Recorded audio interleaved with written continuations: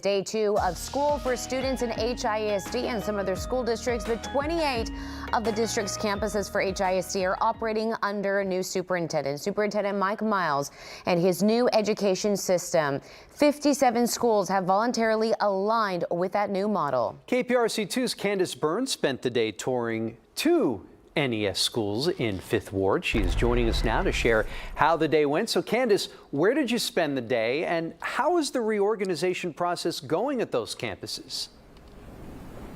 Andy, I spent time today at Fleming Middle School and McReynolds Middle School, and we've been following the story closely. The takeover of HISD by TEA has been highly controversial, and it's very understandable why people are anxious about these changes. They're happening very quickly, and they're not used to it. But I have to say, from my perspective, having an opportunity to walk through these campuses today, it was very interesting to see how engaged the teachers were, the second day of school, don't forget, and how receptive the students were. It didn't appear to be just the first week of school. It seemed like these kids had been through this process for months now, so that was interesting to see.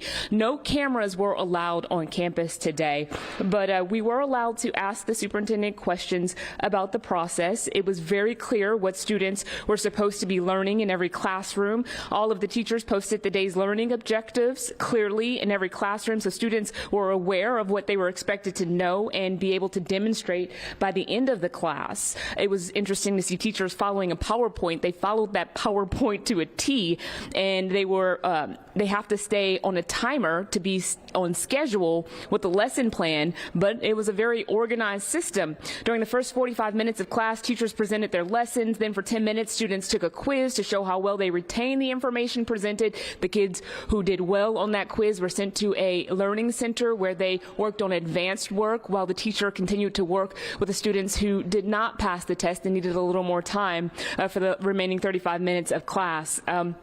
Superintendent Miles says the curriculum that teachers are following has been carefully put together to make sure 100% of the learning standards required by the state of Texas are met by the end of this school year. He says he's pleased with the process so far, but there's still a lot of work to be done. I also see that there are things we can improve. So the challenge will be for us to make sure that everywhere in the NES system and then outside of that, that we continue to improve day by day the quality of instruction.